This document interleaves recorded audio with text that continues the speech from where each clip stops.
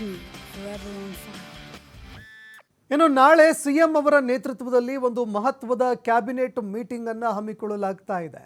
ಸಭೆಯಲ್ಲಿ ಮುಡಾ ಹಗರಣದ ಕೋರ್ಟ್ ತೀರ್ಪಿನ ವಿಚಾರಕ್ಕೆ ಸಂಬಂಧಪಟ್ಟಂತೆ ಪ್ರಸ್ತಾಪ ಕೂಡ ಆಗುವಂತಹ ಸಾಧ್ಯತೆ ಇದೆ. ಇನ್ನು ಕಳೆದ ಬಾರಿ ಒಂದು ಸಭೆಯಲ್ಲಿ ಏನೆಲ್ಲ ಚರ್ಚೆ ಮಾಡಲಾಗಿತ್ತು, ಹಲವಾರು ಸಲಹೆ ಸೂಚನೆಗಳನ್ನು ಕೂಡ ಕೊಟ್ಟಿದ್ರು. ರಾಜ್ಯಪಾಲ ಥಾವರ್ ಚಂದ್ ಗೆಹ್ಲೋಟ್ಗೆ ಕ್ಯಾಬಿನೆಟ್ ಮೀಟಿಂಗ್ ನಡೆಸಿ ಕ್ಯಾಬಿನೆಟ್ ಮೂಲಕವಾಗಿ ಸಲಹೆ ಸೂಚನೆಗಳನ್ನು ಕೂಡ ಕೊಟ್ಟಿದ್ರು, ನಿರ್ಣಯ ಕೂಡ ಕೈಗೊಂಡಿದ್ರು.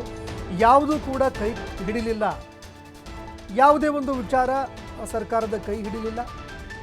ಈ ನಡುವೆ ನಾಳೆ ಮತ್ತೆ ಕ್ಯಾಬಿನೆಟ್ ಮೀಟಿಂಗ್ ಹಮ್ಮಿಕೊಳ್ಳಲಾಗ್ತಾ ಇದೆ. ಸಭೆಯಲ್ಲಿ ಮುಡಾ ಹಗರಣದ ಒಂದು ಕೋರ್ಟ್ ತೀರ್ಪೇನಿದೆ, ಆ ತೀರ್ಪಿನ ವಿಚಾರ ಪ್ರಸ್ತಾಪ ಆಗುವಂತಹ ಸಾಧ್ಯತೆ ಕೂಡ ಇದೆ.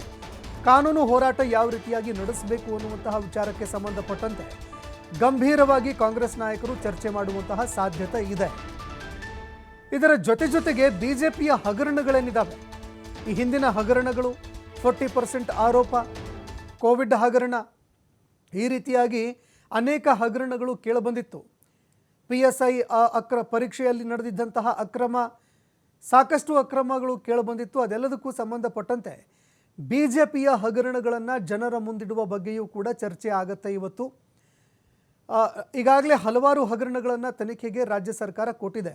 ಇನ್ನೂ ಕೆಲವು ಪ್ರಕರಣಗಳನ್ನು ಮರು ತನಿಖೆಗೆ ನೀಡೋದಕ್ಕೆ ಅಂತ ನಾಳೆ ಚಿಂತನೆ ನಡೆಸೋದಕ್ಕೆ ಅಂತ ಸಿದ್ಧತೆ ಕೂಡ ನಡೀತಾ ಇದೆ. ಅಗತ್ಯ ದಾಖಲೆಗಳನ್ನು ಸಂಗ್ರಹಿಸಿ ಕಾನೂನು ಇಕ್ಕಳದಲ್ಲಿ ವಿಪಕ್ಷ ನಾಯಕರನ್ನು ಸಿಲುಕಿಸೋದಕ್ಕೆ ಅಂತ ಚಿಂತನೆ ಕೂಡ ನಡೆಯುವಂತಹ ಸಾಧ್ಯತೆ ಇದೆ. ಹೀಗಾಗಿ ಏನು ಚರ್ಚೆ ನಡೆಯುತ್ತೆ, ಏನು ನಿರ್ಧಾರವನ್ನು ಕೈಗೊಳ್ತಾರೆ, ನಾಳೆಯವರೆಗೆ ನಾವು ಕಾದು ನೋಡಬೇಕಾಗತ್ತೆ.